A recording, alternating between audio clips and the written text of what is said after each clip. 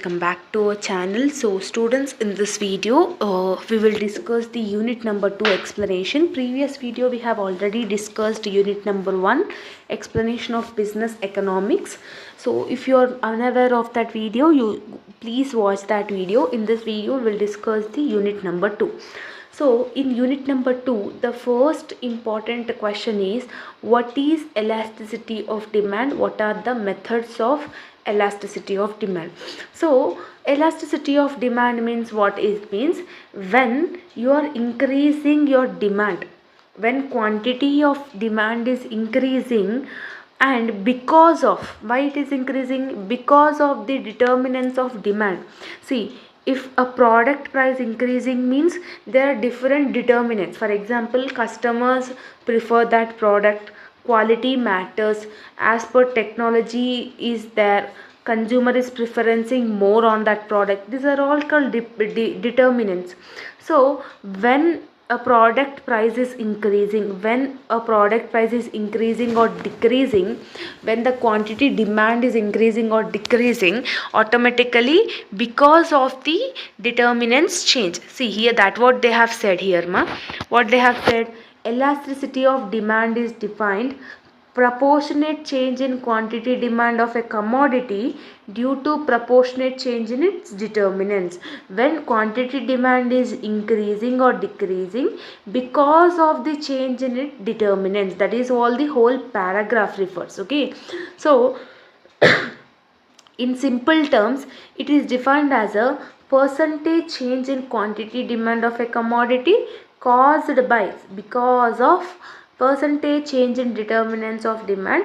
Other things determinants are constant. Other things being constant when percentage or proportionate change in quantity demand because of the change in determinants. So if you remember this formula, you can convert this formula into a theory of your introduction. So when you remember this formula means you can easily understand the concept of elasticity of demand. Okay, how many types of elasticity of demand? There are 3 types of elasticity of demand: price elasticity of demand, income elasticity of demand, cross elasticity of demand. So these are the 3 types. For long, price elasticity of demand is important. Okay, most of the repeated question is price elasticity of demand only.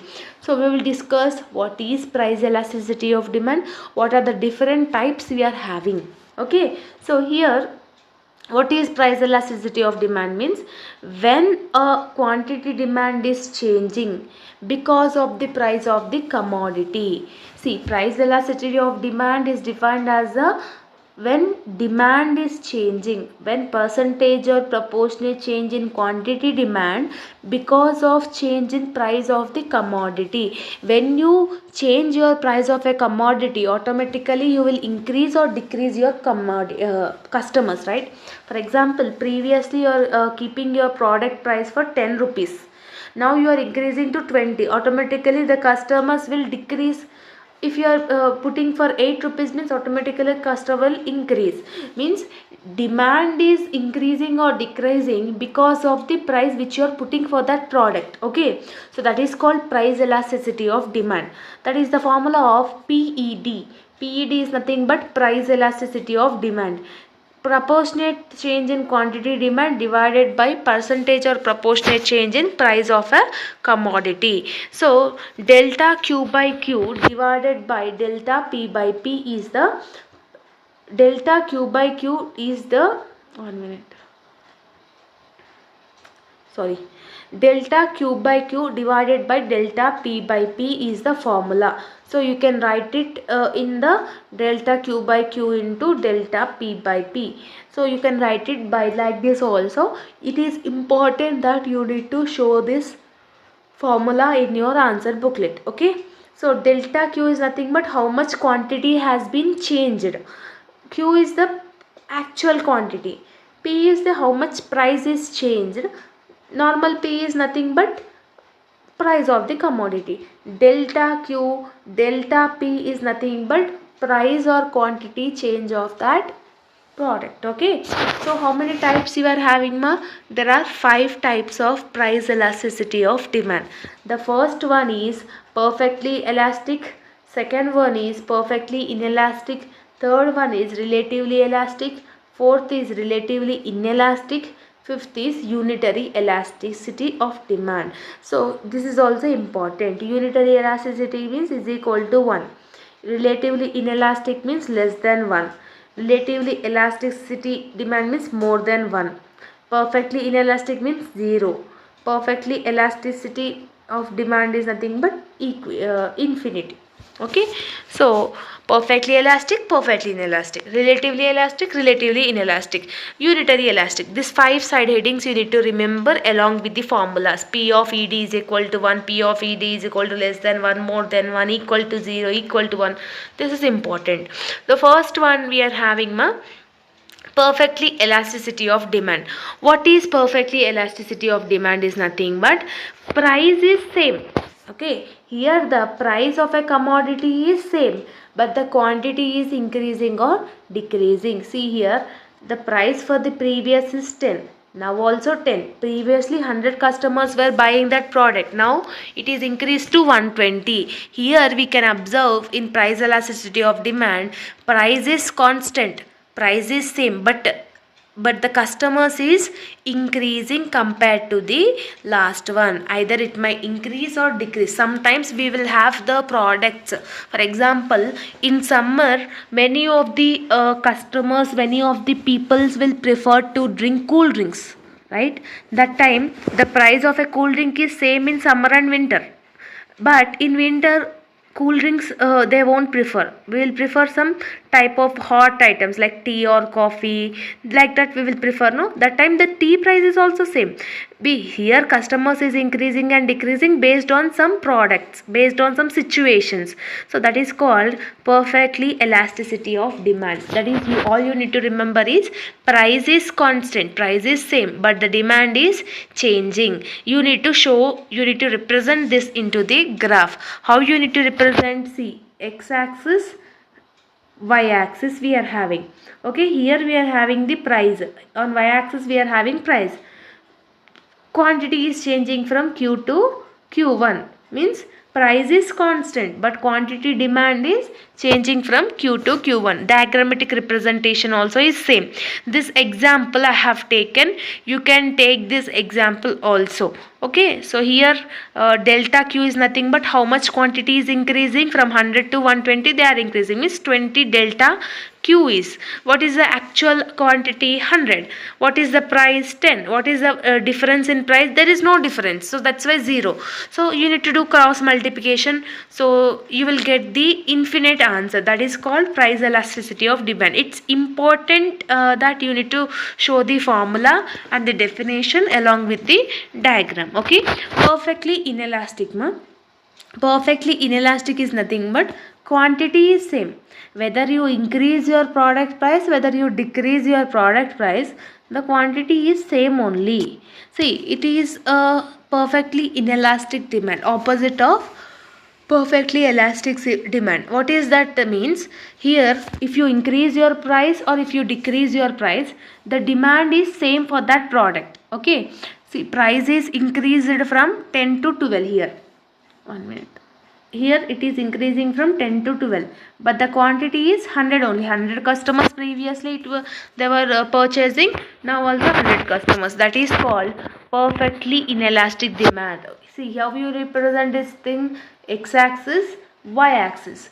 Q is same, price is changing, so price is changing from p to p1, quantity demand is same. So that is the diagrammatic representation of perfectly inelastic. Okay, next we are having relatively elasticity of demand. Proportionate change in price always less than proportionate change in demand. See here you are decreasing your price from 10 to 9. Okay, when your product is price is decreasing from 10 to 9 rupee, you are expecting more. Okay, so here price is always less than the quantity demand. When you are when you are decreasing some small amount of price, quantity is more, means demand is increasing more. That is called relatively elastic. That is what you need to represent in the diagram. How you need to represent? Here the quantity is small only, from P to P1 this much only are decreasing, but the quantity demand is increasing. See here the space of the quantity demand is increasing more. That is called relatively elastic. What is relatively inelastic? See, if you are decreasing your price more, for example 10 rupees product you are decreasing to 8 rupees, you are assuming that more number of customers will come. But the thing is, when you decrease more also, not much to the expectation, your customer is not coming. So that is called relatively inelasticity of demand. Here price is you are decreasing more, but the quantity demand for that product is less. That is called relatively elastic. Unitary elastic means when you increase your price, customers will won't come. When you decrease your price, demand will increase. Means when price increases, demand decreases. When price decreases, demand increases. That is called unitary elasticity of demand. When you are keeping 10 rupees for the product, 200 people will purchasing it. When you are keeping 8 rupees for your product, 100 people will purchasing it. It's nothing but about your price. Price increases, demand decreases. Price decreases, demand increases. That is called unitary elasticity of demand. This is the 5 types of price elasticity of demand we are having. Next important question is law of demand. What are its assumptions and exceptions? What is law of demand? Is nothing but other things being constant, when price increases, demand decreases. Simple thing, you need to remember it. Okay, when price increases, demand is decreasing. When price is decreasing means automatically the demand for that product will increase. If you remember this means, you can able to write this law of demand. That is what they are stating in the statement of the law. The law may be stated as other things being equal, the higher the price of a commodity, the lower will be the quantity demand. The lower the price, the larger will be the quantity demand. What is the formula of law of demand? D is equal to F of P. P is nothing but price, F is functional, D is nothing but demand. That is called formula of law of demand. You need to show it compulsory. And the law of demand, what is they are saying means, when price decreases, quantity for that product will increase. When quantity demand is increases, automatically the price is decreasing. Means that is what they have explained here also. The same stuff they are explaining in the different paragraphs, that you need to understand. You need to show it in the table and diagrammatic representation. When you are keeping 5 rupees for your product, 100 customers only are purchasing that product. When you are decreasing your product, your quantity demand is increasing. See, if you are keeping 1 rupee, 500 people are buying. If you are keeping 2 rupee, 400 people are buying. If you are keeping 3 rupees, 300 people are buying. If you are keeping 4 rupees, 200 people are buying. Means when you goes on increasing your price, automatically the quantity will decrease. When you decrease your price, demand for that product also will increase. That is what we have represented in the diagrammatic. So always law of demand slopes downwards from left to right. First, when you decrease your price, when you keep your price small, here it will be the high chance of, means always the law of demand slopes downwards from left to right. That is the law of demand. After this table and graph, you need to explain it. That is in your own, you need to write it by your own. For example, how you need to write it your own means, when your consumer is preferring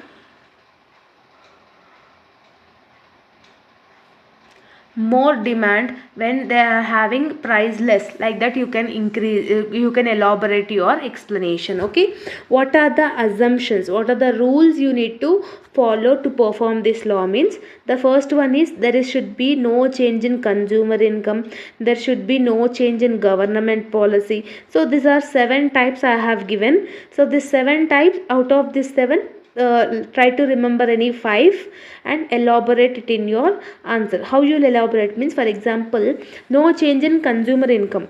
So while performing, there should be no change in income. For example, if in 1 month if a consumer is income is 10,000, in second month he is earning 1 lakh, means automatically the preferences will also be changed, no? So there should be no change in consumer income. That is the first thing we need to follow. Okay, next, government policy, tax rates also should not change. Like age, size, anything you should not change, like this thing. What are the exemptions? Exemptions is nothing but in what circumstances this law will never work out. Okay, so given paradox, this is helpful for your 4 marks. So this, in this law of demand, in given paradox means it's nothing but, in England there was an economist called Sir Robert Giffen. He observed he observed something in the England, in mining agencies, when the workers will do the mining, no, that time they prefer bread and meat for their lunch. Okay, so when meat price is increasing, automatically the workers are shifting to the bread, because bread is having the less price, no. In that cases this law will never work out. Means you should not change your preferences because of the increase in the price, because of the increase in price of the meat, that's what laborers are changing from meat and consuming more bread. Means they are balancing like that. In that circumstances this law will never work out. That is called Giffen paradox. Next one, articles of snowmobile. Articles of snowmobile is nothing but Veblen goods also we can call it. What is this Veblen goods? Means when a product price is more, then only customer will allow when customer also will prefer to buy it. Okay, for example, diamonds rate are higher price. Okay, when it is getting you for 100 rupees or 10 rupees, there is no value for that product, right? So when you are having a price for that product more, consumer prefers to purchase that more. That is the thing of articles of snowmobile. So okay, so this is the two things, exceptions I have given. Speculation is also there but not important. So this is about the unit number 2 explanation. I hope that you have got clarity. If you are having any doubts, let me know in the comment section. See you all in the next video. Bye bye everyone.